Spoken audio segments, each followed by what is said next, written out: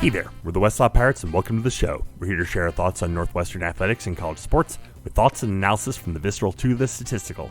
We run our tailgate with the red pirate flag flying high above as we give no quarter, especially the fourth. I'm Sam Walter. I'm John Lacombe. And I'm Eric Skoskauspo. Well, we have a fascinating weekend of college football to talk about. We have a game against Indiana that we're going to dive into really, pretty deep, and I think there's a lot to really get into here. But right off the top, I wanted to mention something that we were invited to be a part of, and wanted to make sure that we're sharing it with everyone here. If you hadn't heard, the Big Ten is partnering with Abbott to do a blood drive on 18 schools doing a blood drive competition. And this is something that's really cool that if you go to big10.org or just Google Big Ten blood drive, everything is there as far as how to sign up, how to where to go, all the blood drive locations, and it's so right now especially like there's a massive shortage in blood donations, and it is real easy to do, and it saves lives. If you're able to do it, so I am O negative, which is universal donor. So I donate whenever I possibly can. And, anecdote time. Yeah. For Sam and I lived together my sophomore year, your senior year in college, yeah. And there were often random. I forget like Saturday mornings where like the phone would ring at 8 o'clock. Yeah. Before cell phones, kids, the phone would ring at 8 o'clock, and you would pick it up and hang it up. And I would groggily be like, "Who the hell was that?" And you'd say, "Oh, it was the vampires again," because they would call you regularly, like, "Wow, we really need blood. Can you come in and donate?" You did it. You did it a lot. Yeah, awesome. It was. I did it on a regular basis, and back then it was just you went in, they took a pint of blood and sent you on your merry way. I made the mistake of going to band practice right after a couple times. That was not a good idea. Not a good idea, but now they have drink your fluids, folks.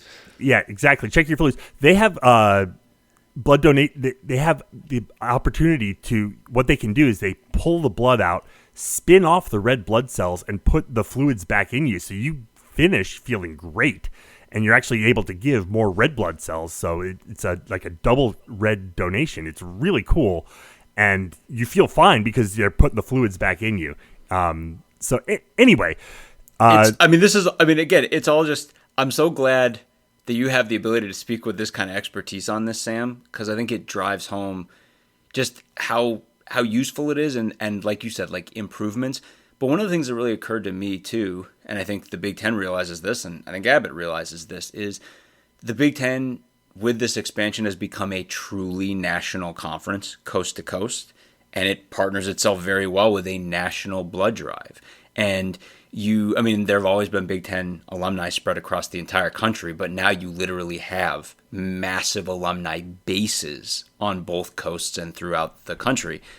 And it lends itself perfectly to a national blood drive. I mean, basically, like Sam said, go to the Big Ten website. It's all made so easy for you. You'll just see where you live. They'll direct you to places where you can donate. And if you choose to, you can just go and participate. And then you tell them what school you're representing. And it's entered into this friendly competition, right? That's there actually are some stakes here. The school that gets the most blood donations during the football season will get a $1 million donation to the school to advance student or community health.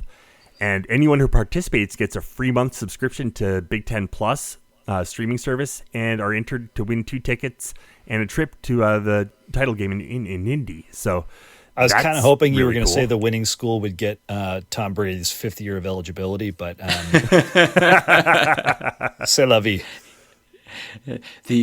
I feel like Tom Brady would take you up on that. That was the thing I don't know if you mentioned. Is he doing much right now? Yeah, is Tom Brady is participating? Is participating in this initiative also to help it succeed, which is why we bring this up. But I feel like Tom would do that. Tom's probably been sitting for 2 seconds and he's like, 100%, I will do this. Only 1 year of eligibility, but Yeah. So anyway, yeah, it is. It's an awesome cause that can do only good. And yeah, if you're able, please participate if you want to.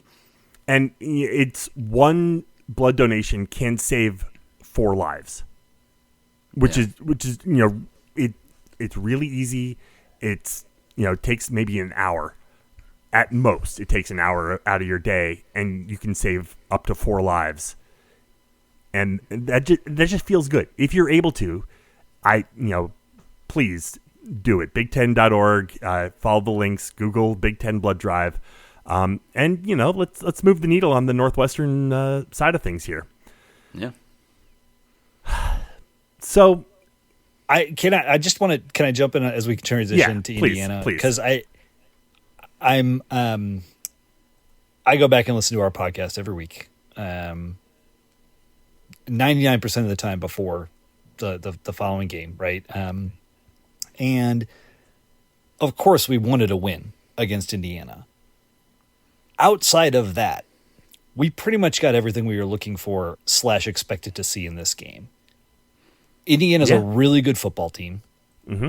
Our defense certainly struggled to contain their excellent offense at times, but had some success in some really key moments of the game, and Indiana was just better on those last 2 drives.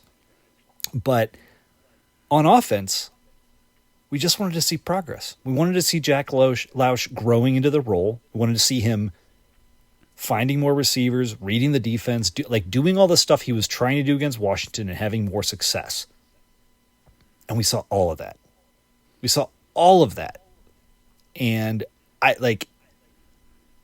think there's a lot of Northwestern fans struggling with a laundry situation right now. Folks, please believe us when we tell you, this is not lip service. We said it over the summer. We said it again 2 weeks into the season. We said it again before this game. We're going to say it now again after this game. Indiana is a really good football team. Right. And if you don't think that they would smoke the hell out of Wisconsin right now, probably beat Iowa right now, give Michigan a game right now, this team is excellent. And they have no particular weakness anywhere. And they've got depth for days. And they did what they did against us. And that's it. I'm not trying to paint an excuse, but there's no part of that game that surprised me. Surprise is not the right word, but I was pleasantly surprised with our offensive performance, particularly the way we threw deep a couple times, particularly the way we were able to move the ball in different ways, the execution we saw on the O-line. We're going to talk about all of it, but at a high level, this was not there are little things to quibble about. This was not a disappointing game. No, absolutely not. And I think, it was really telling, yes, Lausch had some passes that missed badly, but again, that's growing pains. It was windy. It wasn't nearly as windy as it was in the Duke game, so I'm not saying that the wind had anything. So it was supposed to be crazy windy, and they kept going down to the sideline reporter, and even at halftime she was like, "Yeah, guys, the wind has it is not windy. The wind has not picked up. You are not feeling gusts. You are not feeling a ton of wind at field level." So, where we were sitting on the north end zone, we were watching the north goalposts wagging back and forth, sure, for most of the game, and the looking out on the lake, you're getting whitecaps from the waves. So, there was wind, but it was coming from a different direction than it was during the Duke game. For the Duke game, it was north to south, and I think Saturday it was going south to north. So the way the stadium was built was, must have been deflecting it somehow. But there was a tailwind going from south to north that, I thought seemed to have some effect, not a huge effect, but I think it may have impacted slightly at least. It might have. If we're talking about the passing game, and I'd love to just get into Lausch right away here, right? We can talk about the defense. We can talk about the other side. We can talk about everything with Indiana. But the one point to make in a broader sense that goes with everything that Scuzz was just saying is Indiana, and like I said, when we talk about IU's offense, we'll talk about it more. But they're a team where they have everything they want right now. It all works perfectly right now. All of their pieces fit in place right now. They don't have like some pieces that are right on and other pieces that are coming in or, deficiencies in certain places. It all is clicking for them in the exact right way at this time, and that's what's leading them to a historic level of production that they haven't seen since the 1960s, right? You as a Northwestern fan have all been in seasons like that before. Magical seasons where all of the stars are aligning at once. That's not going to be this season. But I think, and this goes to like discussions we were having on Twitter today, right? Because someone put up, and our intent was not to like go at the person who put up this tweet about like hope, but it was interesting because it was reflective of discussions that we've been hearing and like, a general tenor within parts of the fan base relative to, and this was where we keyed on the word hope in this tweet being like, oh man, like, my hope is waning here. And it's like, this is not going to be a big time season. And this is where we look and this is where I pivot to Lausch. We knew it wasn't going to be a big time season coming into it. Yeah.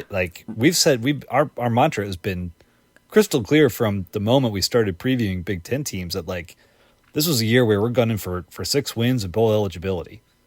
Right. And there's nothing wrong with that, but people are painting it like it's 2021 again. Well, and first of all, there's the part that I think we think that goal is still very much within reach. 100% it is. Absolutely, yeah. But the other piece too is I look at the Jack Lausch piece of this, and again, because we've been accused of being Pollyanna-ish about stuff, and we've said it, and I know Scuzz has said it a bunch of times that like we're realists, but we also love this team, and we're always coming from like a place of love here.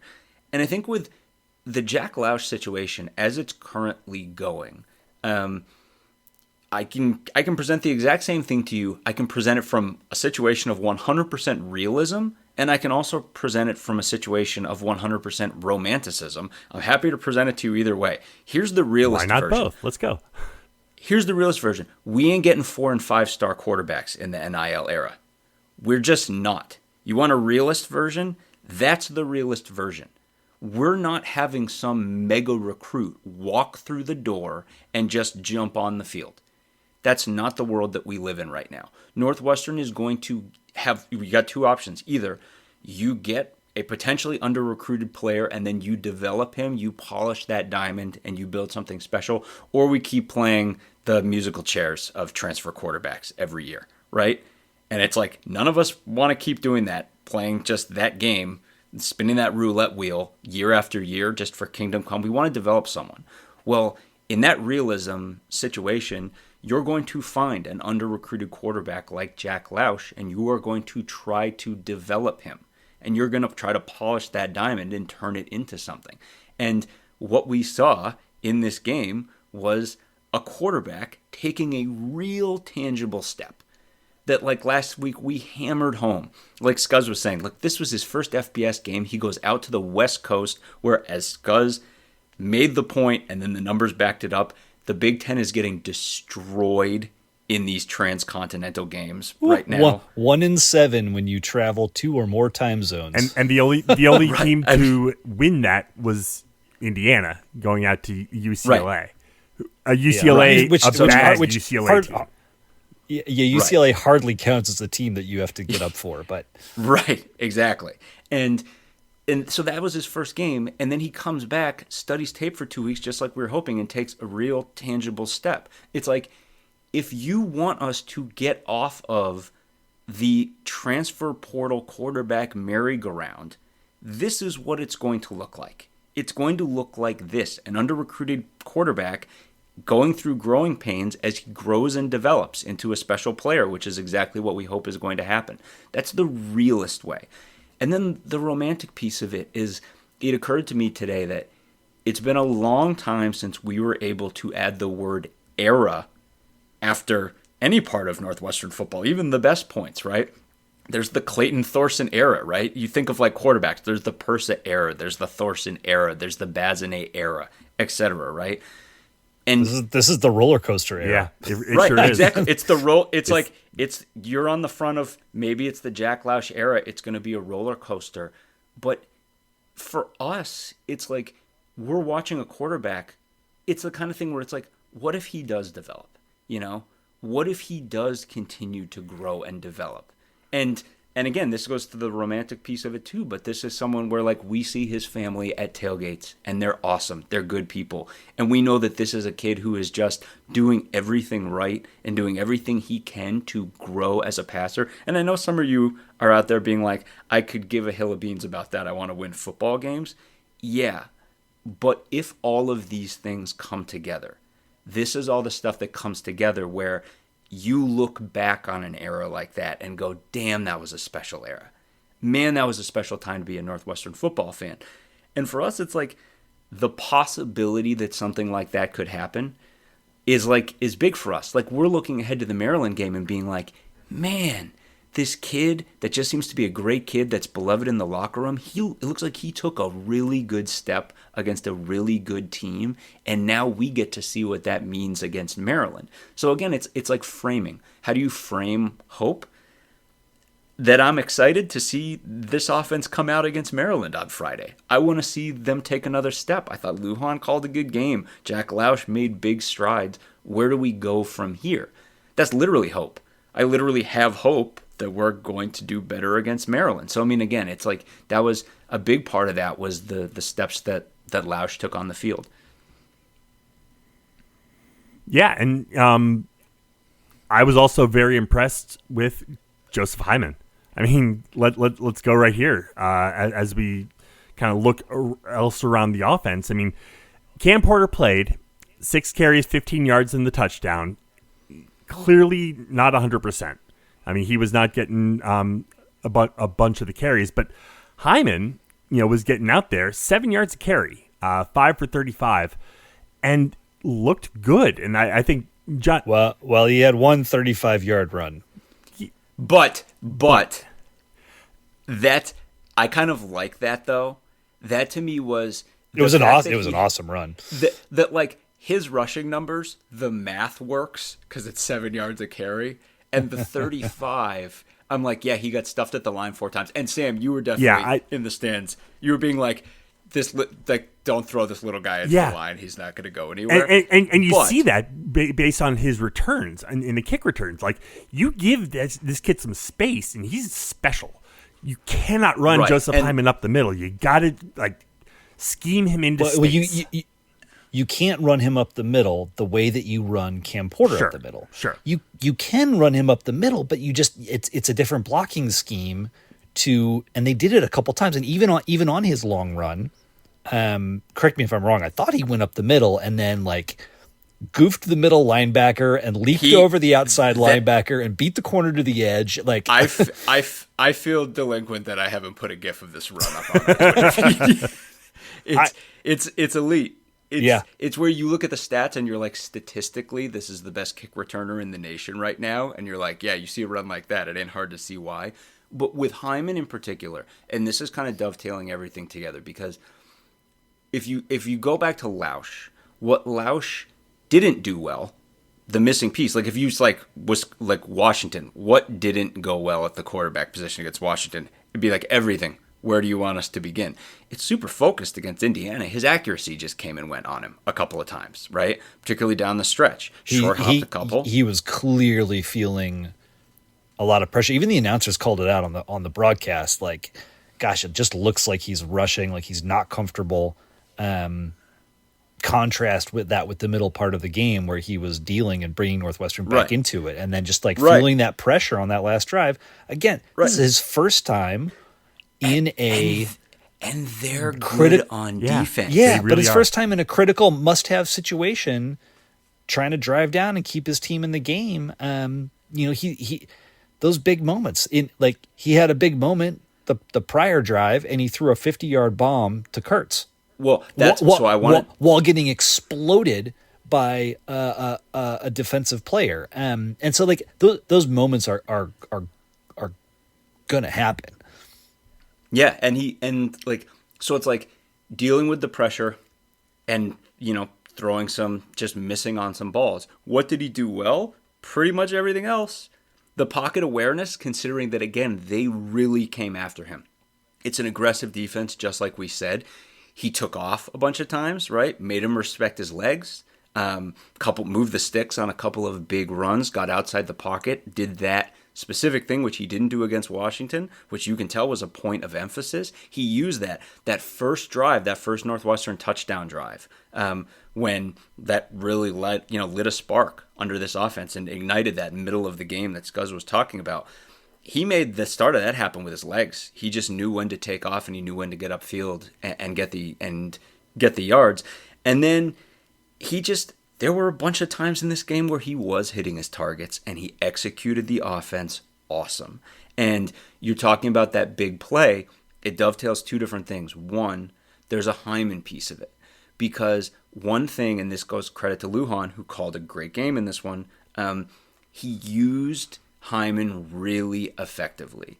And on that big play, Hyman was a decoy, and it worked really well. And you could see that the idea was, we're going to look to the right for a second, then Lausch is going to roll out with Hyman. And you could just see Indiana being like, oh, here, this is a Joe Hyman security blanket. They want to give the ball to him because he's the impact player. And meanwhile, Kurtz was going deep. And it was a perfectly designed play. And the other part of that play is it hammered home the other thing, which is, again, talking about growth.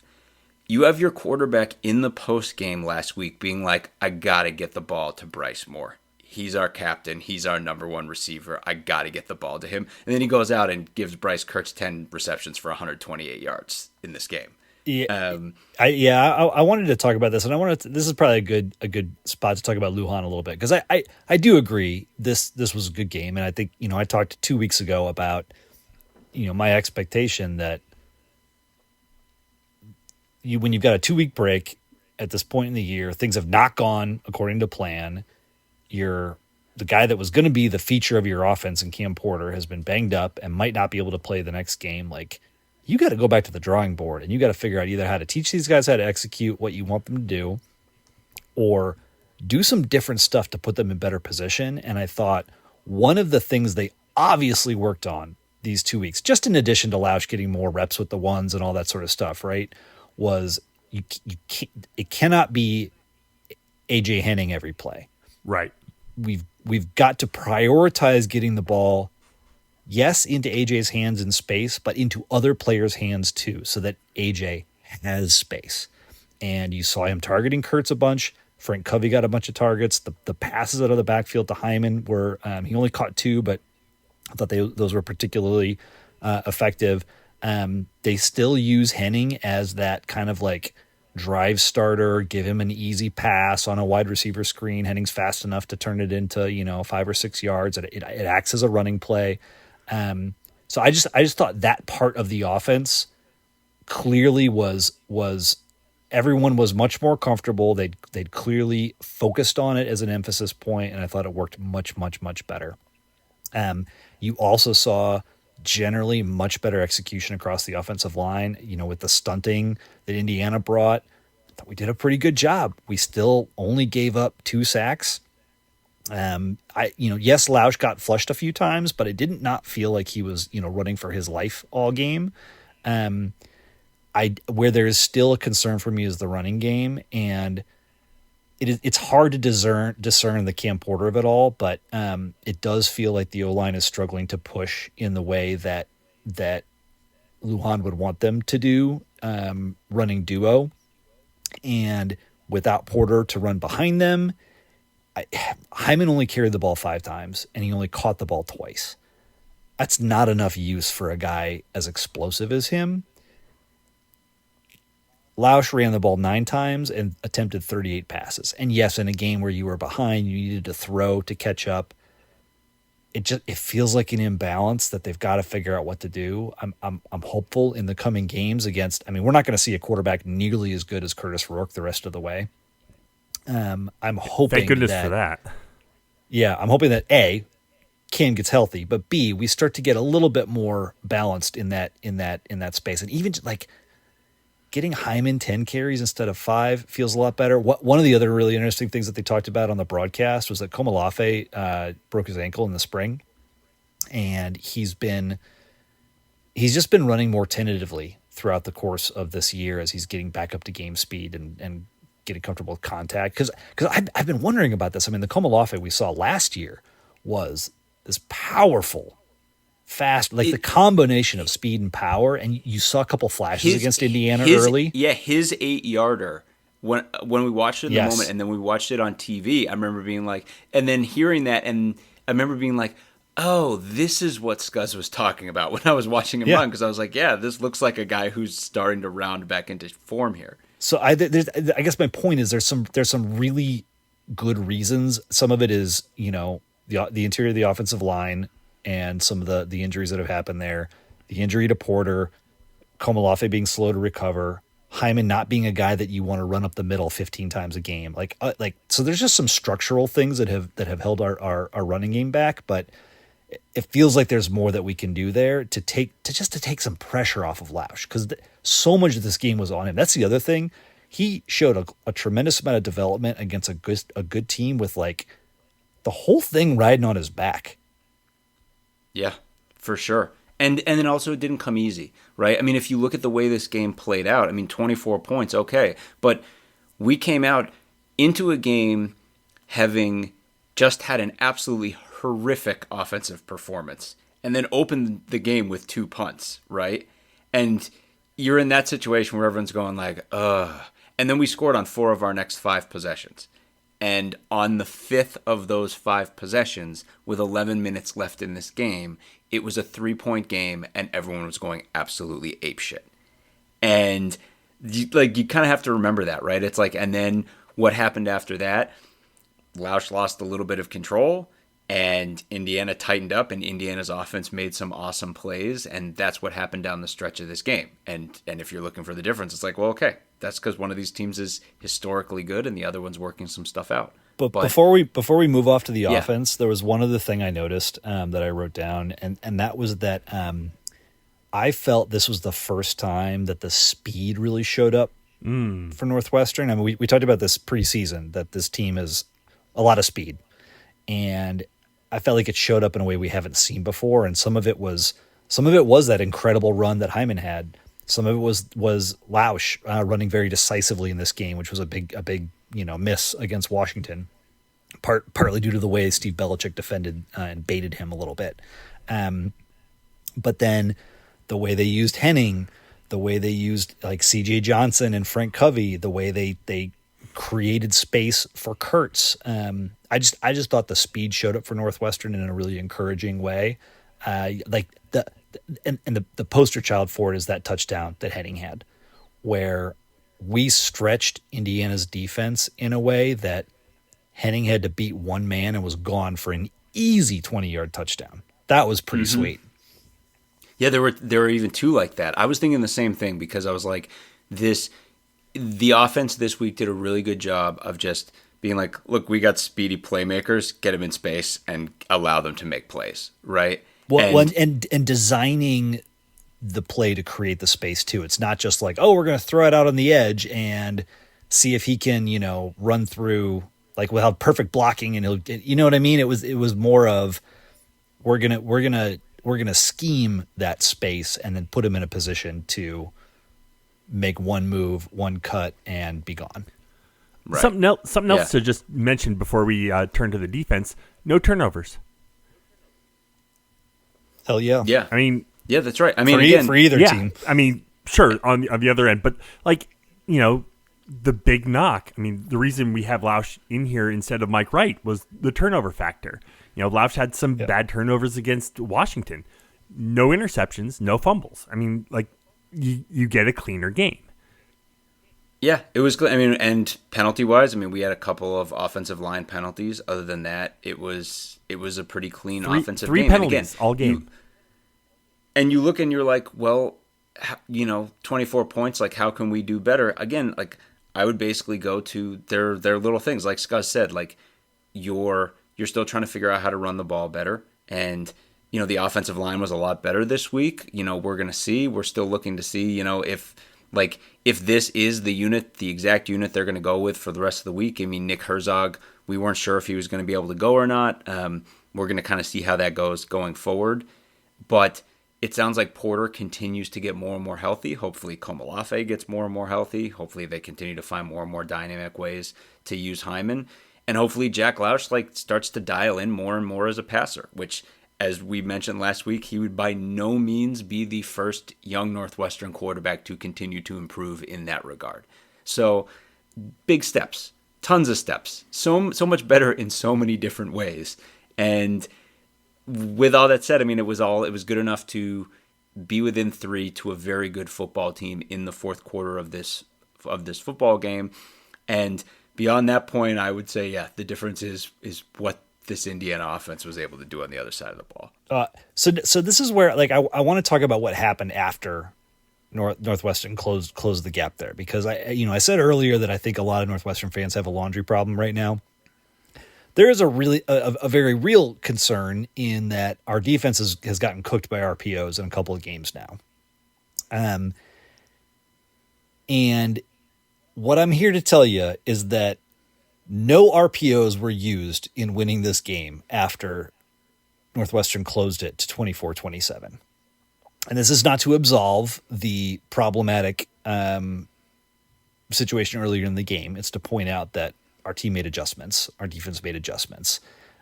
We have some playmakers back there. But I think a lot of folks are having trouble accepting the offensive improvement in this game against Indiana because they feel like it's a big defensive regression from what we felt was going to be the strength of this team this year. And so I walked you guys through this earlier. I just want to diagram this a little bit because we get that big pass to Kurtz. We punch it in the end zone. By the way, 2 for 2 on touchdowns and goal-to-goal situations in this game against Indiana. How about it, huh? Huge improvement, having been 1 for 6 previously. So we get the touchdown. We get within 3. And I think it's important to note that the drive before we scored that touchdown, we held Indiana to a field goal. So our defense was starting to find ways to zone in on Indiana. Yes, the first half, they just methodically did what they wanted. And granted, Indiana has done that to everybody they've played this year. We made the point before the game. They hadn't played anybody with what we thought as good a defense as ours. But here's what's really important. So the drive after we cut it to 3. First down, second down, they have a 3rd and 9. This is on the first series. And they hit Surratt on a crossing route. And Braden Turner is on Surratt's hip, tackling him as the ball arrives, swiping down in front of the pass, just like you're taught to do to try to break it up. And Surratt just has 6 inches in front of him. The pass is perfect. And Indiana was just better on that play, but the coverage was good. The coverage was there. There was no RPO. There was no lost, no blown coverage, etc. The next first down, they throw a curl or a comeback route to Omar Cooper on the edge. Josh Fussell is right there and is making the tackle, and Cooper just spins out of it and gets upfield for like 15. The next first down, they throw to Surratt on another crossing route. I forget who was in coverage, but broke it up at the sideline. Incomplete pass. Second down, they run up the gut, get a first down. They run on the next play, I think for like 4 yards. And then on this second down play, Northwestern runs a zone. Surratt turns around in a hole in the zone. They get a first down. I'll note that the flat receiver was open on that play as well. At least it looked like it on the replay. And then the next play, they get the run around the edge down to the 1 yard line. And the point is, like, everyone is screaming about RPOs. Our defense adjusted to those throughout the game and got better. It's something they need to be better about further on, because playing playing catch up with a really good offense is not how Northwestern is going to win games going forward. They've got to contain teams better early on in the game. But the defense showed up and the coverage showed up and guys were making plays. On the next drive, right, like Laj's accuracy was really off. He was really struggling with the pressure, etc. We turn it over on downs. Indiana gets the ball. Run on first down. Run on second down. 3rd and 5. Theron Johnson breaks. He's right there. Breaks up the pass. 4th down. We rush 3. And Surratt has just a super easy secondary route. He cuts in and then just turns and goes out. You know, Rourke rolls out of the pocket a little bit. Casual, under zero duress, pitch and catch, game over. Now, you know, Indiana probably would have, you know, even had we gotten that stop, we still would have needed 2 scores. I'm not suggesting that this is like that Northwestern could have won the game, but my point is I think a lot of folks are retroactively viewing this game through the lens of some really strong, you know, like the yardage that Indiana put up. Which is not the story of the game. I think people see 41-24 and say, "Oh, they got blown out." Yep. Well, that too, and 529 total yards of offense is a huge number. And you know why Indiana puts a huge number up like that? Because they're really good. Yep. And what Scuzz is, these last 2 drives, the point Scuzz, you know, one of the important things that you're driving home is Northwestern did a ton of defensive things right on those last 2 drives and covered really well on those last 2 drives. And Indiana still put up 2 touchdowns because they're an awesome offensive football team. And it's like, okay, well, like, so what are we supposed to do with that information? There were other drives earlier in the game where we could have stopped Indiana and we didn't. Yep. And that's the RPO piece of it. The point is, an offense like this, you're not trying to turn 529 yards of offense into 300 yards of offense. That ain't never happening. You're trying to turn 529 into like 450 and be like, all right, 450, take 10 points off the board, right? And put us in a game like right at the end or something like that. That's the RPO piece of it. So it's like the RPO piece of it is real. In the middle of this football game, we got cooked on this on a couple of drives really bad. And it's basically one of those situations where we talked about this earlier, where it's like, okay, you're talking about hope and everything and framing expectations. Indiana's got all the pieces they want where they are right now.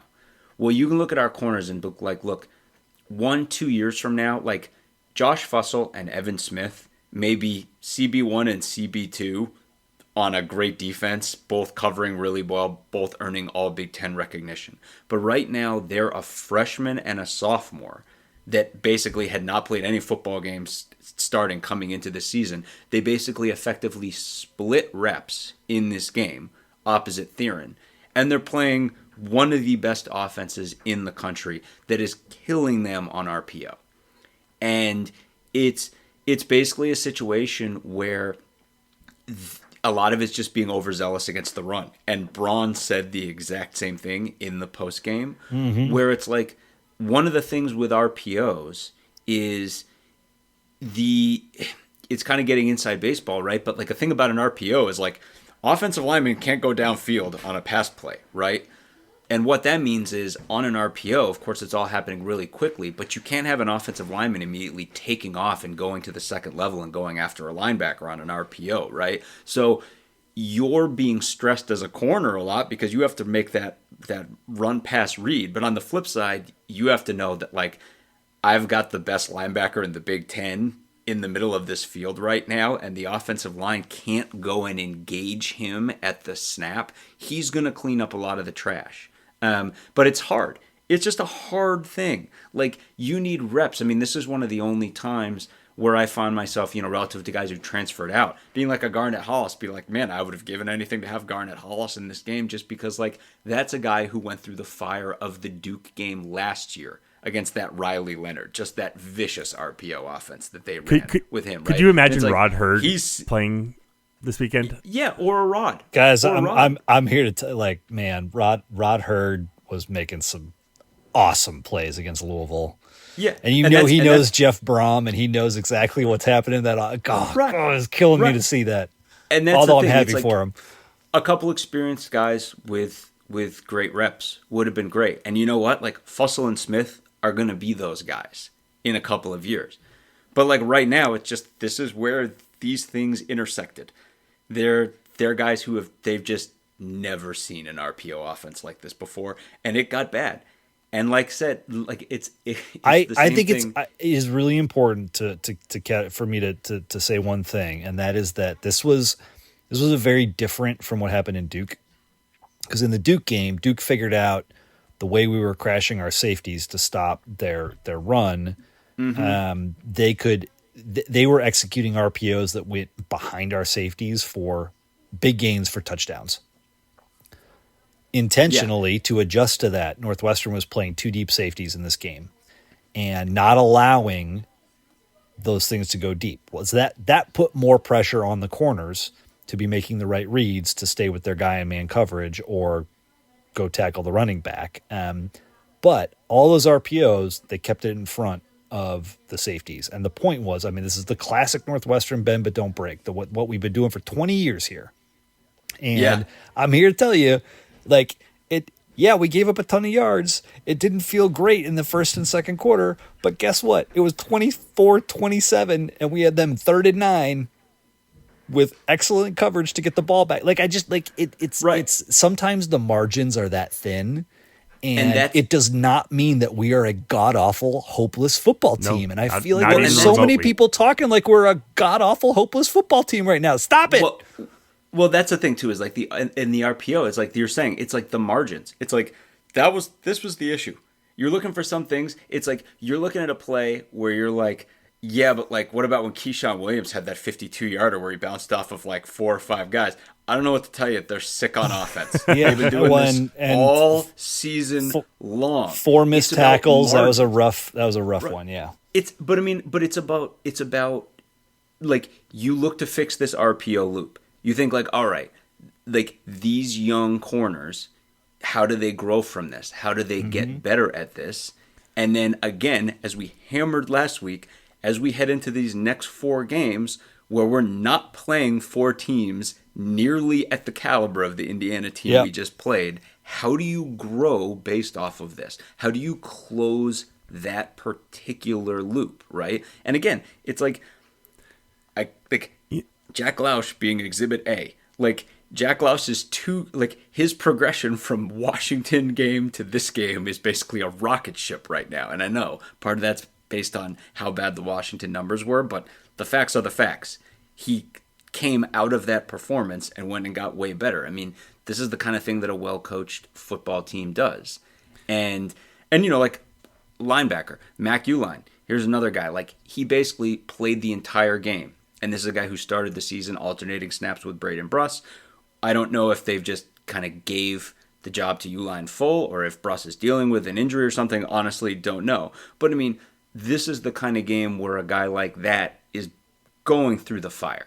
Like, you played every snap alongside Xander for a team that is just doing wicked RPO stuff all the time, and you're getting just an education on the run. And you'd say, like, that's a good football player who's going to grow from this. So, and again, to come back to where Scuzz has beat this into the ground already, but it bears repeating once more. Like, Indiana's going to win so many flipping games this year. They are under-respected at 18 in the country right now. That is an awesome football team. And it very well might be one of the greatest Indiana football teams ever. So you have to factor all of that in and be like... And sometimes at the end of the day, you got to tip your cap. Like, this was a really good team that came in and played really, really well. We also played really well. They are a better team than us. We knew that. And with 11 minutes left in this game, we were all fired up as hell watching us be right in a game with a team that is this good. Yeah. And, so that's the ground we have to make up. Well, look, here's the thing. Like, by way of transition to Maryland, John's been talking about this for a couple weeks now, that like 3 of our next 4 games are against Maryland, Wisconsin, and Purdue. These are not good football teams. Nope. Now, Wisconsin kicked the crap out of Purdue. Purdue is this past weekend. because Purdue is really a bad. historically bad football team. Purdue was like, they're bad, and then it seems like they have also given up. And I don't mean I shouldn't say that, because I don't mean that they've given, but like, they replaced their offensive coordinator. Literally nothing has gone right for them. They've been blown out 4 or 5 games already this year, and it like the wheels have come off. It has been the worst case scenario. They've been unable to put anything together, and you just like, you feel for the kids in that room, because they're just it is worst case scenario, and that shows up in your mentality and your game day, et cetera, right? So Wisconsin might be finding something with, Braden Locke might be getting better, just like Jack Lausch is getting better. But I'm here to tell you, like, Wisconsin is no better than Northwestern right now. And sure, they might beat us in 2 weeks, but that is going to be a close fought game. I mean, the kind of game we gave Indiana. Let's start with that against Wisconsin. That will put us alone in a good place, let alone any improvement we can make. Well, and same thing with Maryland. So the point is there's opportunity, and one of the things, we said it against Washington, we said it against Indiana. Our D line is the strength of this team. We got 0 sacks against Indiana. Now Indiana's only given up 5 on the season, which is just wild. That is wild. That's really good. We got 0 sacks. Saka got some pressure, a couple points earlier in the game, was really good. They did a fantastic job adjusting.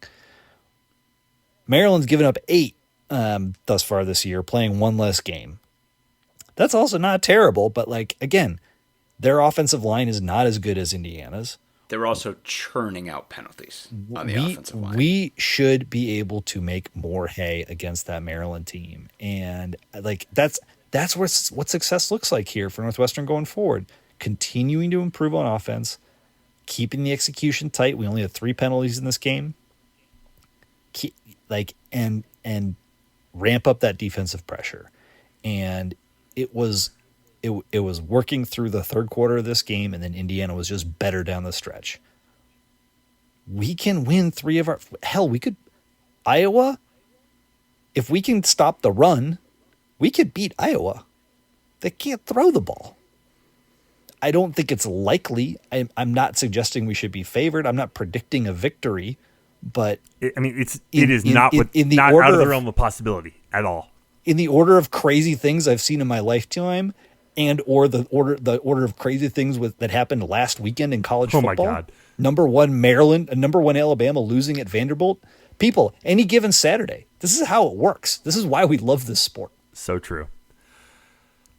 Before we really kind of dive into this weekend's game, there was one other thing we wanted to talk about, and it wasn't necessarily the play on the field. It was the atmosphere off the field, in the stands.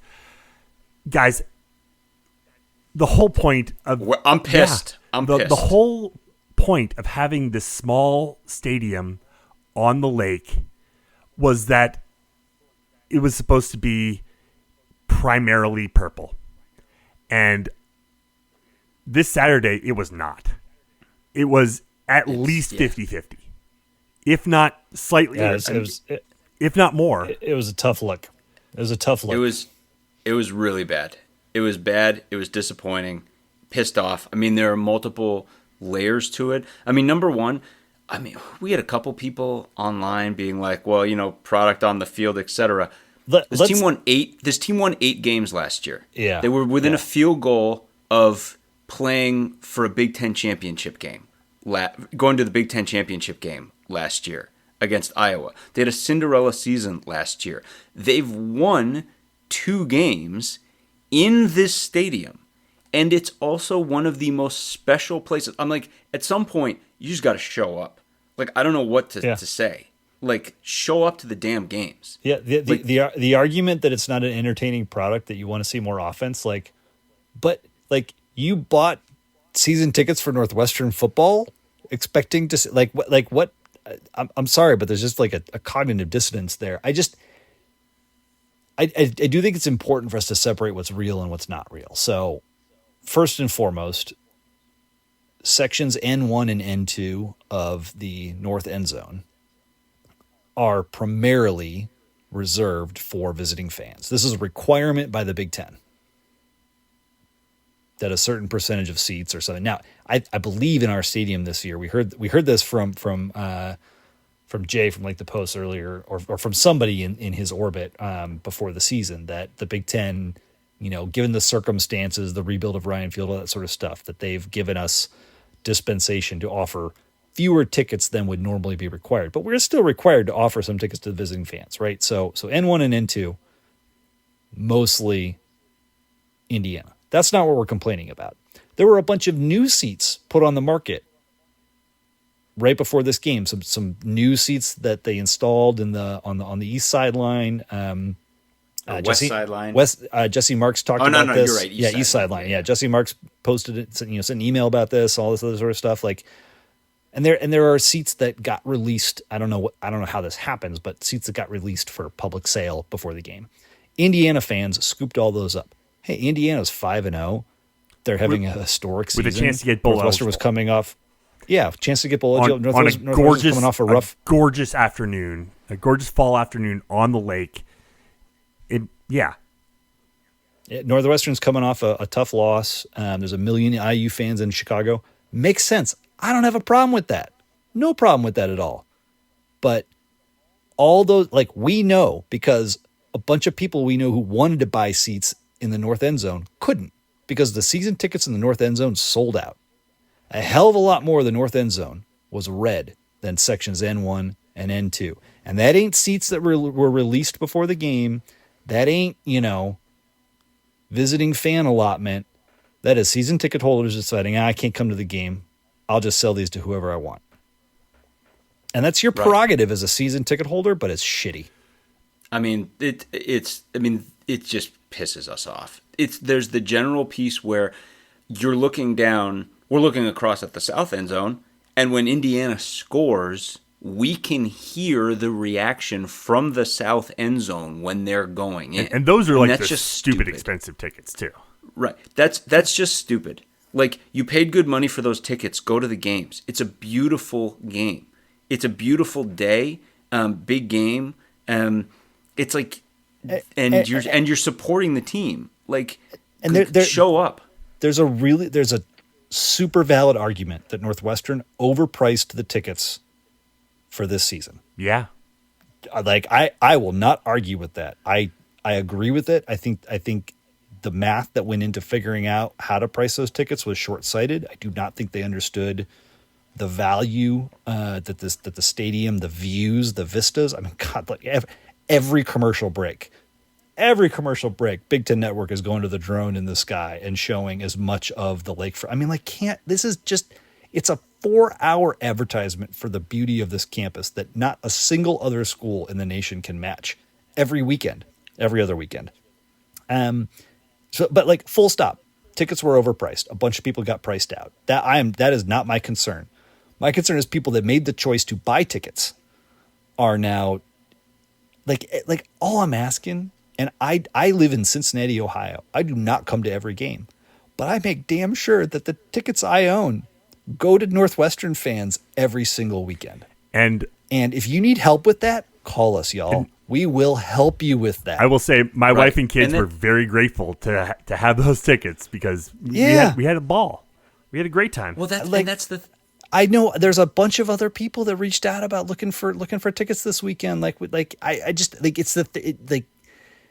Here's the one other thing I want to say, and this is probably the part that frustrates me the most, because I can in a vacuum I can understand the entertainment, the product on the field commentary, but let's be real. And John, you made the point. This team went to a bowl last year. They won a bowl. They won 8 games. This is not 2022, folks, where the team has made some really crazy decisions, a la hiring a DC that doesn't know what he's doing and is falling off a cliff. This is not that. This is a different situation. And real talk, you want a good product on the field? Kids want to play in front of a loud, sold-out, partisan crowd. They want you there. That's these things are not exact. It's a chicken and the egg, right? But that Alabama team was garbage for years before Nick Saban got there. The Alabama people showed up every weekend because that's what they do. And it's never been our MO at Northwestern. And I get it. But we're not talking about 47,000 seat Ryan Field. We're talking about 12,000 seat Martin Stadium. There's no excuse. And we can do better. Absolutely. It's like they're like, I don't know what to say. Like, show up to the games, first of all. You bought a ticket, come to the games. And if you like, there's no reason not to come. Like, beautiful weather, this one of a kind facility, this unbelievable, unparalleled opportunity.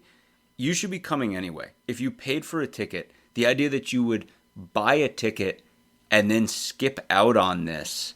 There's only one more game in that stadium this year, folks. Right. You'd purchase a ticket and then skip out on this special scenario is just ridiculous. Shit happens. People can't go. I mean, like that, but like, that's on this order of magnitude. Yeah. Right.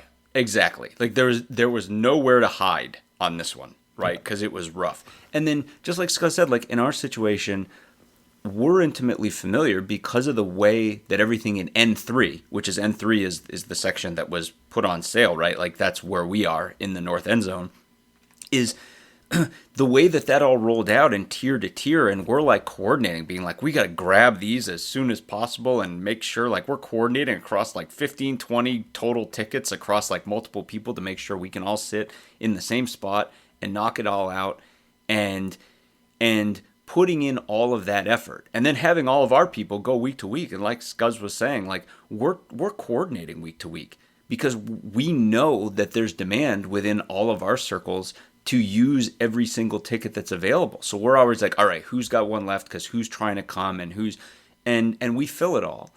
And then to go after all of that, and on top of that, and then to know also, and like Scott said, tickets were a little bit overpriced.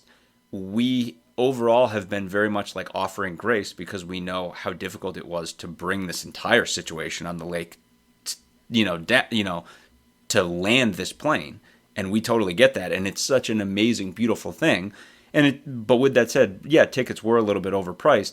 But my point here isn't to go after Northwestern on this. It's to simply state that we know a bunch of people who couldn't get seats in the north end zone who really wanted to get seats there and couldn't. And they'd be there now. They would have been there at the Indiana game, sitting around us. And instead, we had Indiana people in front of us. We had Indiana people behind us, and a bunch of them. And it was unbelievably annoying to go through that entire process of like us furiously trying to secure our seats, knowing a bunch of other people were doing the exact same thing, knowing people who wanted to do that and couldn't, and couldn't get those spots in the north end zone, and then to go to a game like this and see that seats that could have been theirs are filled with Indiana fans was just absolutely maddening. So yeah, we're by no means the only people who've been talking about this. Louis Vaquer said a bunch of great stuff about it on Twitter. This is something a ton of people in Northwestern Nation noticed, but let this be, yeah. Let all of our collective anger here, like resonate and hopefully bring about some change. I just want to make one last appeal. And like Sam, you said it, there's one game left. And like, I get it.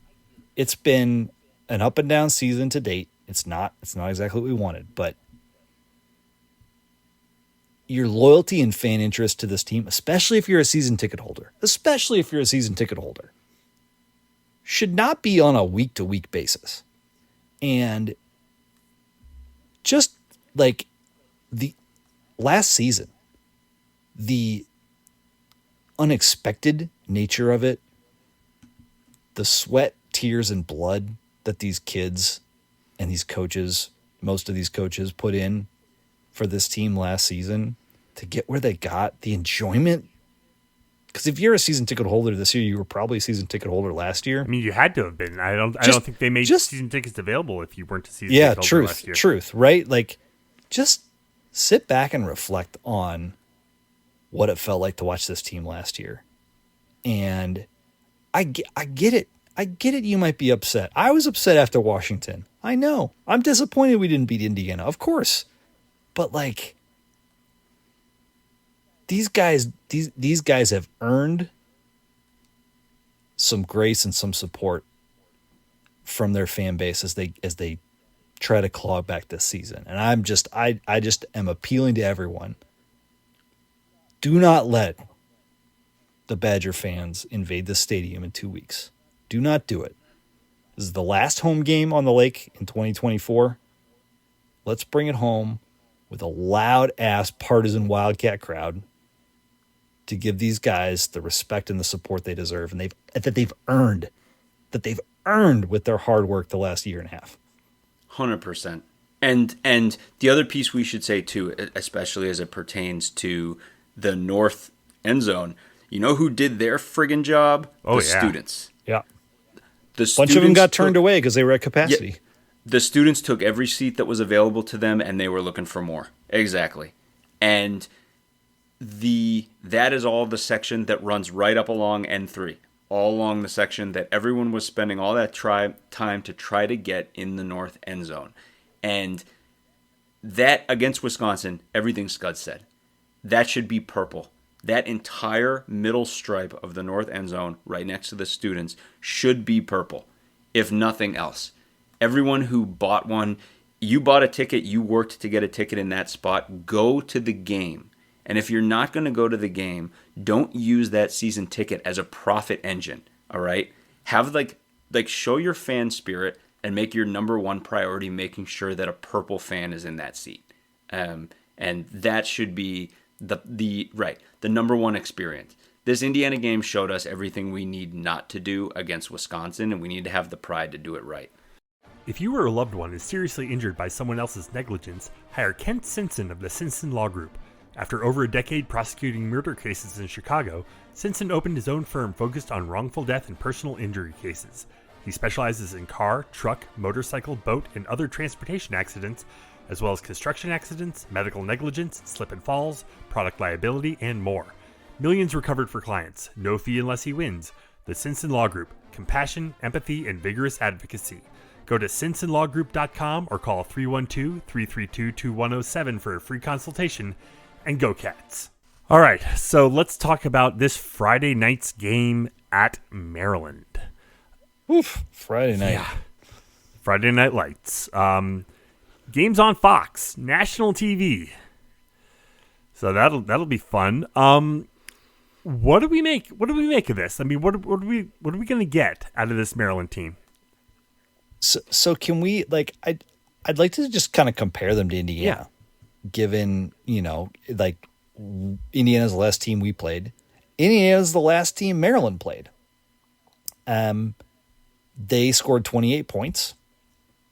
Billy Edwards, their quarterback, was pretty decent. 26 of 41 for 289 yards, 7 yards per attempt, 3 TDs, no picks. That's not too bad. They ran the ball for Roman Hemby, ran for 117 yards. A lot of that was one big run that he busted in which the ref screened Indiana defensive player. Right. But Edwards was sacked 5 times for negative 33 yards. Indiana lost 2 fumbles in this game. And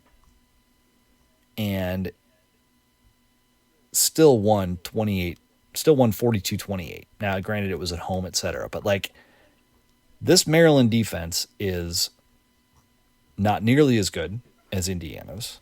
This Maryland offense is not nearly as good as Indiana's. They have a really good running back in Roman Hemby. They have a really good receiver in Caden Prather. They have what has been thus far this year, a decent quarterback in Billy Edwards. Not anything on the order of Curtis Rourke, but they don't protect as well on the O-line. They're not as strong on the O-line. 4 brand new starters, ton of upheaval. And yeah, it's a game at home for Maryland, but this is a team that we have sometimes surprisingly looked really good at against the last 3 years. And it's a great matchup. It's a great opportunity. Yeah, I think to me, the Maryland has I think the difference is Indiana strikes me as a really, really good team. Indiana and Maryland is not, and has three very dynamic players. They have a quarterback who's slinging the ball. Props to Billy Edwards, who we saw him 2 years ago in one of his first college games. He's been slinging it. He's got a gun, and like Scuzz was saying, he managed to get over the top against Indiana a couple times. We talked about it last week. Hemby, we know very well, right? Hemby is a known commodity. Horrible against us. We did horrible stopping him 2 years ago. A little bit better last year. But he's great. And then Scuzz, their wide receiver, whose name's escaping me right now. Caden Prather. Prather, right. I mean, they're all, those are three dynamic players. But their offensive line has been a mess. Like, it's like Sam mentioned, the sack numbers. The sack numbers aren't bad, and 8 sacks. And we should mention, we've only given up 5. That's low key an incredibly impressive thing that this offensive line has been able to put together this season. But Maryland's they're messy.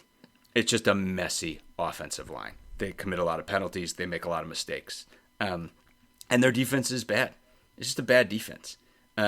Their pass defense is really bad. That is the one kicker. Right. And that's the thing, is like, you're looking for another step from Jack Lausch in this offense. Well, here's Maryland on a platter. The only pass defense in the conference worse than Maryland is UCLA's, and UCLA is just a dumpster fire. Yep. Maryland's not a good defensive football team. And that's the thing, is like, we talked about it. We didn't expect Maryland to be a good team coming into this season. And we thought that there was a real potential that this season could get away from them. And that still is very much on the plate for them. Edwards has really been slinging it around. And Hemby is a quality player. And they have those things. Those are real issues.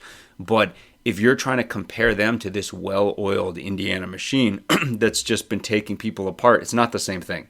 Maryland had all kinds of problems against Indiana's defense, and they made up for it with a couple of very dynamic plays, one of which we've established. No, they had multiple scoring plays in that game that were unbelievably lucky plays. But, again, you have to really...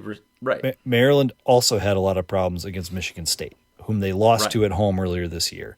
Aiden Childs, in his second game, threw for 363 yards. Maryland really struggled to run the ball against Michigan State. And so this is where, like, Northwestern, I even keep doing it in my head, like, oh, we're a running team. Oh, we've got to be a running team. And given some of the structural issues I talked about earlier on when we were recapping Indiana, that's probably not our strength right now. And I'd like to see us figure out some ways to bring it more to bear, and maybe a healthy Cam Porter allows us to do a bit more on the ground in this game. And like I said, take some pressure off Jack Lausch. But like, the path to win this game is probably what you saw during the second and third quarters against IU. And it's Jack continue to progress and figure it out, because the opportunity's there. Right. And it's like, if you're Zach Lujan, and you're feeling like, oh man, the pieces were finally clicking into place against Indiana for one blessed 5-drive stretch of this game.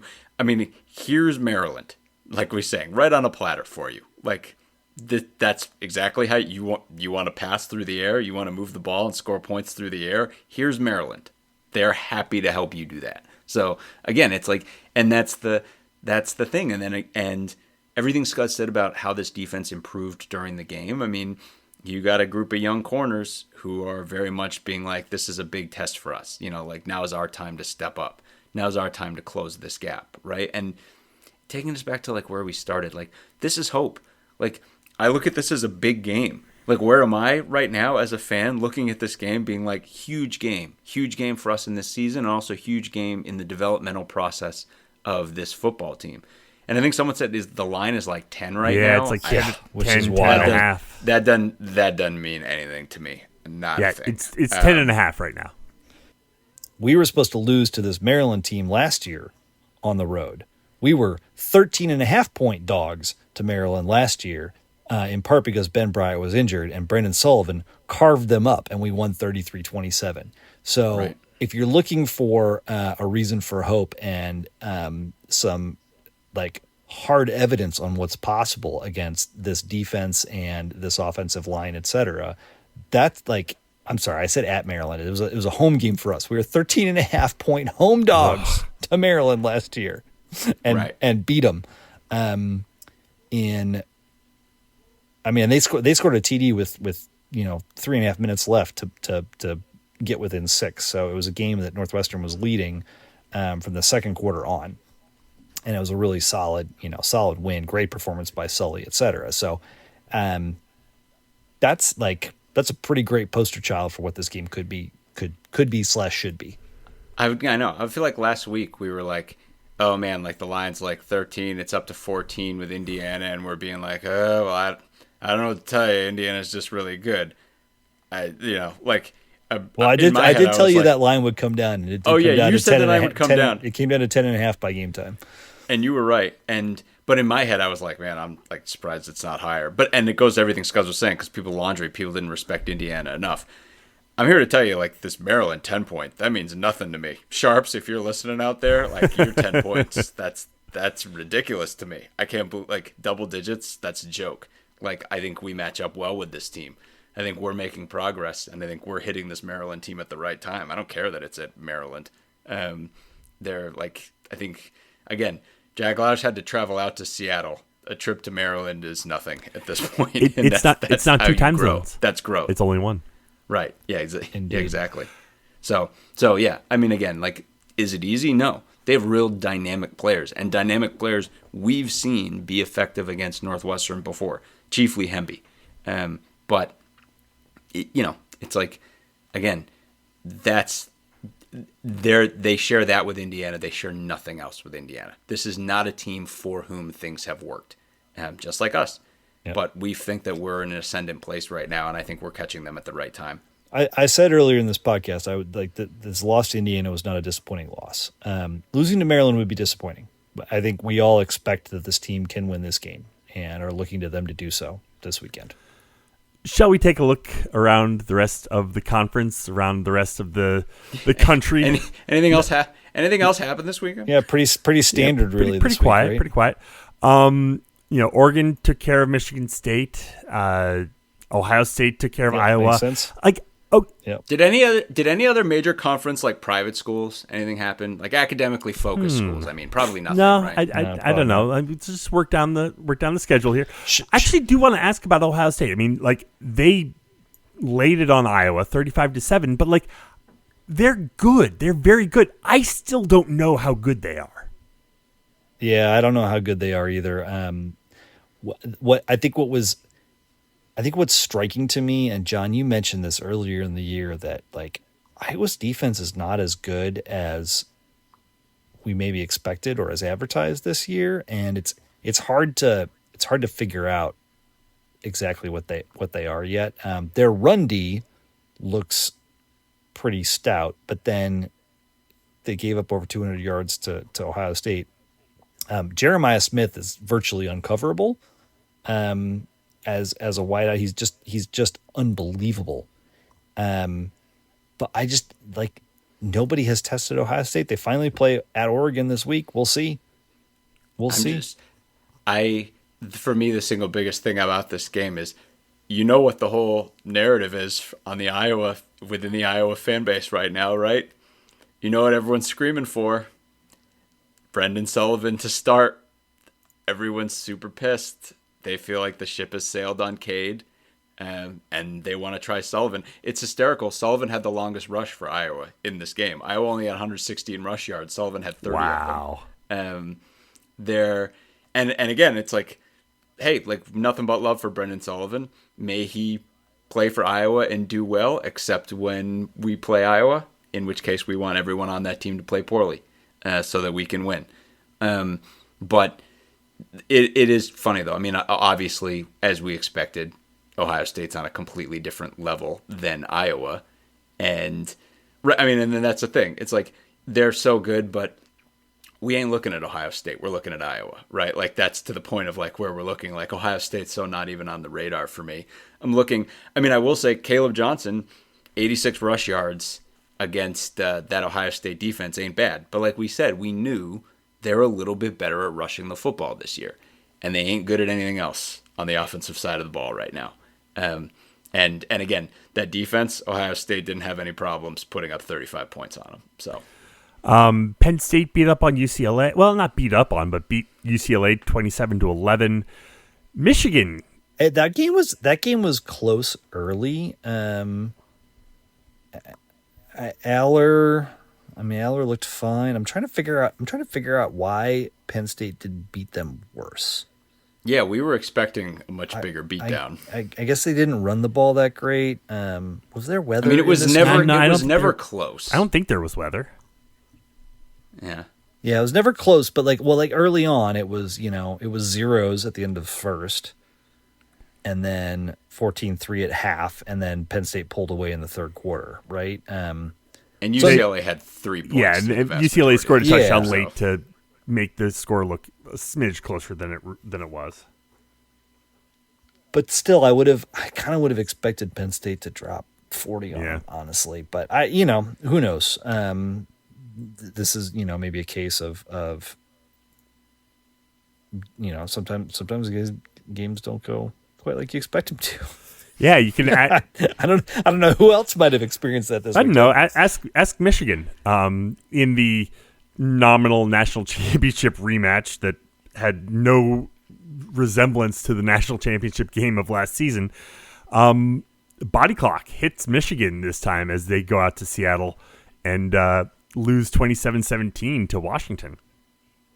So this cross country travel thing, like I was starting to wonder about it. Like after Michigan beat USC, like not being able to throw the ball at all, and then barely beat Minnesota the following week, and then travels out to Washington, loses convincingly, while USC loses the game to Michigan, goes home, paced Wisconsin, comes back and loses to Minnesota. You got Washington destroying us, losing at Rutgers, and then beating Michigan convincingly. You've got Rutgers beating Washington and then going to Nebraska and being super anemic on offense and losing. It just like it is wild. What like we talked about it as we were previewing schedules going into the season, that some of these teams were ping-ponging across the country week after week, and we just thought it was going to take its toll, and it seems to be taking its toll. And we're not even halfway through the season yet, so it's true. I mean, on the other hand, too, I'm like I totally believe that all of that's true. I also think there's a really good chance Washington's just better than Michigan. Yeah. Well, Michigan can't throw. No. and that's the thing too. It's like you look at the performance. If again, things to keep in mind. Washington might just be a better football team than Michigan. So what you want to be thinking about is, can Northwestern be a better football team by the time we play Michigan than we were when we played Washington? Well, we know we're at least 1 week better, right? So it's all about like steps, right? But yeah, I think that I certainly was not surprised to see Washington beat Michigan. I don't think anyone was. Yeah, we all said it. We thought it'd be it'd be a fascinating game, but a tough situation for Michigan, and certainly telling to see them in that environment. And like that they Orgy was completely ineffective in the first half. They switched to Tuttle at the second half. So this will be the interesting thing coming out of this game. Where does Michigan go next? Do they stick with Tuttle? Do they go back to Orgy? Do they try something else? They have a bye week, and then they're at Illinois on the 19th. And I feel like any one of their quarterbacks could come out for the start of that game. I mean, heck, they might be better off just putting, both Mullings and Edwards out there and running the wing T. I like this team is really in a tough spot. And there was some talk that like, oh yeah, Tuttle kind of revitalized their offense, and then he fumbled it and he threw a pick. And this is not a guy. This is a guy that started for a season for Indiana. So this is not a green QB who's never played before. Started a season for the old Indiana. That means something different now. Yeah, I know. Well, maybe it was a half season. I'm just flipping through his stats here. So, but Michigan's going to struggle the rest of this season, and we thought it could be a rough go for them, and it looks to be exactly that. You briefly mentioned Southern Cal going to Minnesota and losing at Minnesota. Interesting game. This is the really bananas one. I mean, again, it's awesome. This is everything I want. Everything I want from this new Big Ten is Southern Cal taking a fat L in Minneapolis in October. That's everything I want. Just being pulled into the Big Ten West. We used like the Sarlacc pit, on Twitter. Just getting drowned. That Big Ten West mud pit. This is exactly what we want. I want to see like some West Coast Ferraris driven into the mud pit.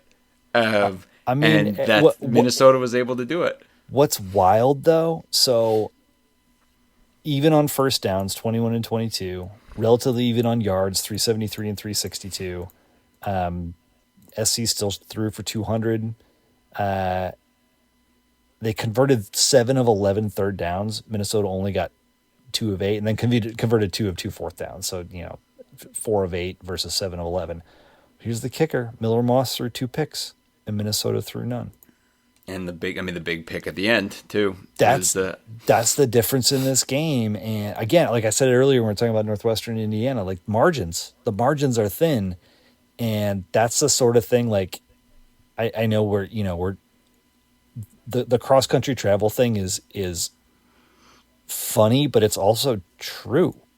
And I mean, that's not. I've been to that stadium a bunch of times. It's not an intimidating place to play, but you're still on the road in a place you've never been before. And you had to travel 3 time zones to get there. And shit, you throw 2 picks at inopportune moments, and that's it. You lose to Minnesota on the road. Minnesota played a great game. Darius Taylor looks like he's back and healthy again. So, the Big Ten West. What is dead can never die. Thank you, Sam. That's gonna live. This is gonna be the greatest meme that lives forever. What do you make of PJ's choice to go for it on 4th down and try to punch it in for the touchdown and almost not make it and have to rely on review? It was aggressive. I feel like PJ's in that part of his career now where he's got to do that, or he's going to be in. PJ, if you watch, PJ was on one in this game. That guy was dialed all the way up to 50. When is he not though? Game, real talk. It was very much on brand. But they got a hallmark win. His seat is not cool right now. Yeah. I mean, this basically just extended his tenure as head coach. Yeah. Wisconsin 52, Purdue 6. We briefly mentioned that earlier. Again, we said it already. Look, this is statistically, you think that we're having a rough season in some ways, like on the offensive side of the ball. Purdue is in every way a statistical outlier for the entire rest of the country, football-wise. They're an absolute nightmare of a football team. So 52, you can't read anything off of this. What Wisconsin was able to do against Purdue may have no bearing on anything else. So halftime, it's 21-6. I didn't watch, so I'm not going to suggest it was a back and forth affair. But Purdue hits a couple field goals. Wisconsin grinds out. They get a big 52-yard touchdown pass for their second TD, but they grind out a couple other drives.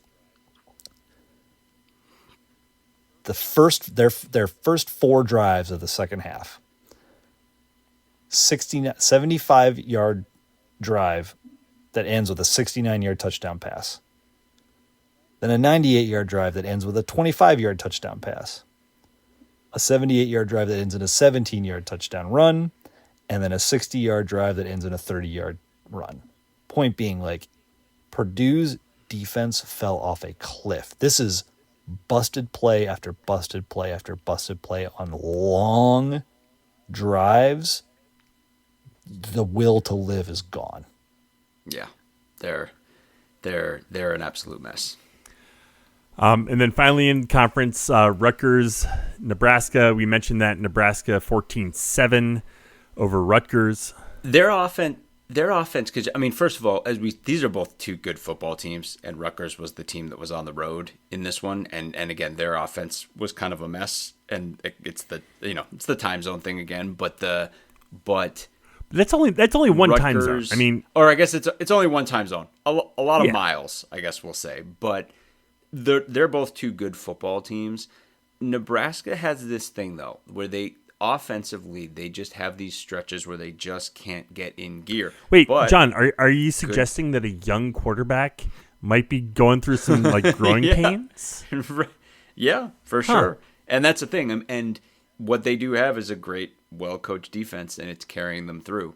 But I think both of those teams are tough and are going to continue to win football games. But it's funny, like if Nebraska ever does get this offense to click, they're going to be dangerous. But lest we forget, Scott Frost lost games like this by the bucket load, and Nebraska is basically winning them now. Similar to the USC-Minnesota game, extraordinarily similar numbers. 264 versus 261 on total yards, 18 first downs versus 15.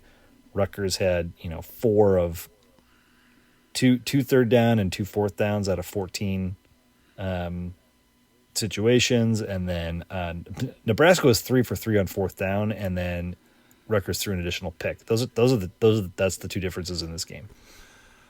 So yeah, anything else happened around the country?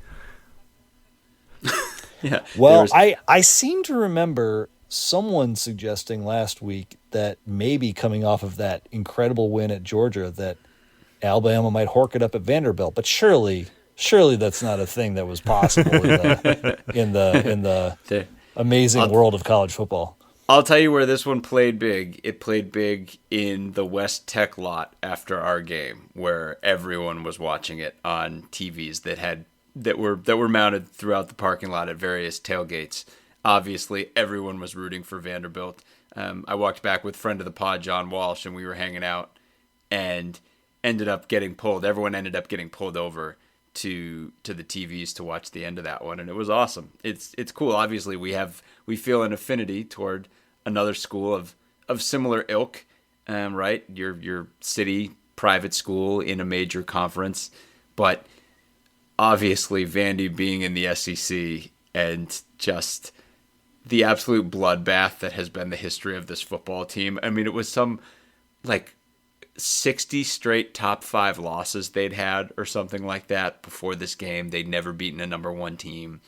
Nick Saban said it was either game day that morning or coverage the day before, Vanderbilt's the only place in the SEC it's not hard to play.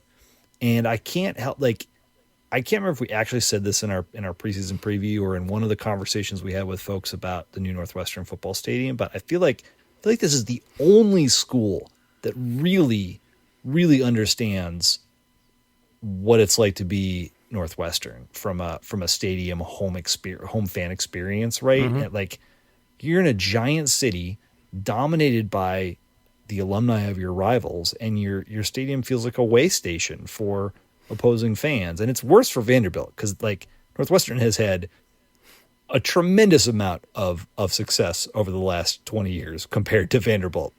So this is a absolutely preposterously gargantuan win for them. Yeah, and this guy Diego Pavia, like what a crazy, just a big old bucket of just energy and crazy, like all game, just 100% irrational confidence guy. A guy who believed they were going to beat Alabama the entire time, then gave an absolutely unhinged interview on the field afterwards. Like, it's a really easy guy to root for. And hey, Vanderbilt's got 3 wins. Like, they still have a lot to play for, but what and a win. He came over from New Mexico State. How about that, man? That where he beat Auburn. As they said, he's won the Iron Bowl. He's beaten both teams. Oh, that's great. That's pretty awesome. Cool. Yep. Tennessee goes down to Arkansas. Yep. I didn't even fault like this one. There was so much going on that I didn't even clock this game. I know it's a huge win for Arkansas. I know Tennessee went down, but for me, this was lost. This was just one more set of goalposts that were coming down on the day because for me, just Vanderbilt took up all the oxygen. So honestly, I don't even know. And Arkansas's got a chaos agent at QB in Taylon Green, who went off, and but this was a day for Giants to fall, because at this stage we've talked about number 1 Alabama, number 4 Tennessee, and then we already talked about number 10 Michigan and number 11 USC, and maybe I have those reversed. That was right. And number 9 Missouri goes down to A&M. Number 9 Missouri got smoked by A&M, lost by 30. Number 8 Miami took an absolute miracle. Wow, Cal by one. Well, and a ref-aided miracle in like the most egregious, perfect definition of targeting not being called targeting, even on review, which is preposterous. Now, I don't know if that would have actually ended the game or not, but it certainly wouldn't have helped them come back to win by 1 point against Cal on the road. So, and then at the other end of the spectrum, like, not to overly focus on the top 25, but you also had Louisville going down. You also had UNLV going down. Like, this was one of those bloodbath days in college Florida football. State going down. Oh wait, no, Florida State's terrible. Sorry. Yeah, truly, it was certainly, like, it made it easier to pivot off of the back of our game, and also the way that the offense played. I think, just to take it to Northwestern, like, in the parking lot after the game, like, the mood was not overly somber. It was people being like, well, the offense definitely improved, and holy crap, look at this Vanderbilt performance. And, it was a fun hour and a half. So this weekend, there's a few decent matchups, I think, at least on paper. We'll see how it all plays out. But, we talked about our game. We're at Maryland, 10.5-point underdogs to Maryland on Fox, 7 o'clock Central. So national TV primetime game. Looking forward to that. Big noon Saturday on Fox, Washington at Iowa. Iowa, a 2.5-point home favorite. That is very, very interesting. Yeah. If Washington loses, you really feel like the travel element, and I mean, playing Michigan and Iowa back to back is really tough. But Washington, like, just based on everything we've seen to date, Washington looks like a better football team than Iowa. Yeah. Yeah. They should be able to win this game. I mean, if they were able to hold Michigan's running game in check, they should be able to hold Caleb Johnson in check. And Cade McNamara ain't winning this game for them against that secondary. So unless Will Rogers goes completely AWOL and throws 4 pick sixes to the Iowa defense, which is possible, it feels like Washington should win this game and kind of finally break this travel streak for teams. Wisconsin is at Rutgers. Rutgers only a 2.5-point home favorite. I would be shocked if Rutgers didn't win this game. I was going to say, in every way, Rutgers is the better team in this game. I don't know. I can go down the line. I think they're better in every way. I even think Cal McManus is the best quarterback in this game. I think they are superior in every way on both sides of the ball. And I think it's the shine of beating a historically bad Purdue team 52-6 is why Rutgers is only 2.5-point favorites. Let's see how the travel bug affects Penn State as they go cross country to USC. They're a 5.5-point road favorite over a Southern Cal team coming off that loss at Minnesota. I wouldn't want to be Penn State in this one. I don't think the upside for them is that Michigan and Minnesota were both able to run on USC, and that's clearly Penn State's strength. Mm-hmm. The problem is I don't think Drew Aller is good enough to win a game like this. Yeah, I think it's a great point. I think and again, this is nice thing. We think Penn State's a really good team, and at the measure of the day, they're probably a more talented team than USC. They deserve to be 4th in the nation. They're a great team, but at some point, Drew Aller's got to win one of these. You're 100% right. And D'Anton Lynn is going to give him a great defensive look, and they're not just going to be able to do it all on the ground. And and then this travel thing, this is the ultimate test for it. Yep. I don't know. Yep. I think I'm really close to calling a USC win on this one. I think Penn State, but I get why the line is so low. Purdue at Illinois. Illinois, a 20-point favorite. Yeah, Illini fans enjoy this. Like this, Yeah. it doesn't come along often that you get a conference game this lopsided. Watch Purdue go in there and win. A 20-point line between Purdue and Illinois is pretty much all you need to know about the state of the Purdue program. And for whatever reason, I mean, Illinois has gotten all the shine in the world. They've been ranked for a long time off of, again, really on the strength of that win over Nebraska, because, again, Kansas is a horrible football team. And they're still ranked, and they're sure as hell going to be ranked again the following week because they ain't losing to Purdue. The big one, 6:30, NBC. Yeah. Whoa, no, Ohio State at Oregon. Yeah. We called this one at the beginning of the year that this could be, for all the marbles. I think finally we're going to be able to see what Ohio State is. Oregon, came off to the bit of a rough start off the top of the season, but seemed to have picked it up. Ohio State's traveling 3 time zones. I will Ohio say, State has looked perfect against zero competition, and Oregon has looked scruffy against better competition. And I just like, like the travel and Autzen Stadium looms so large here, but more than anything, I think this is going to be an insanely fun game to watch. 100%. Yeah. Minnesota at UCLA to round things off. 8 p.m. on Big Ten Network. Minnesota a 5.5 Same point deal. It's like favorite on the it's road. the travel thing again. Just give Darius Taylor a bunch of energy drinks, and I think you're fine. Right. I think you're going to get a come down game off of the high of the USC win. But right, if you just give the ball to Darius Taylor a bunch and just grit your way through it, I think Minnesota still is able to win an ugly game. It's funny, like Minnesota should win this game. It's probably of all these other than, well, I guess like in Penn State, USC, and in Washington, Iowa, I'm kind of like leaning towards the visiting team taking it. I'm leaning towards UCLA upsetting Minnesota here. Interesting. Just like it's the same. Just the classic. It's big it's the win, same go out and lay It's an the egg. letdown. It's Sure. the letdown after the huge home Sure. win. It's just like Alabama coming off of Georgia. It's the same sort of. I mean, that's a program defining win for Minnesota.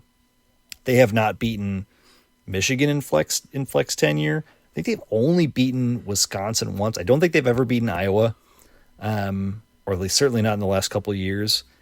And I think they got close against Ohio State one time, close against Penn State one time. Like it was a program defining win for them. And it is hard to go on the road 3 time zones away to 2 time zones away, I guess, to a place you've never been and show up with that same kind of energy when you're not playing USC at home.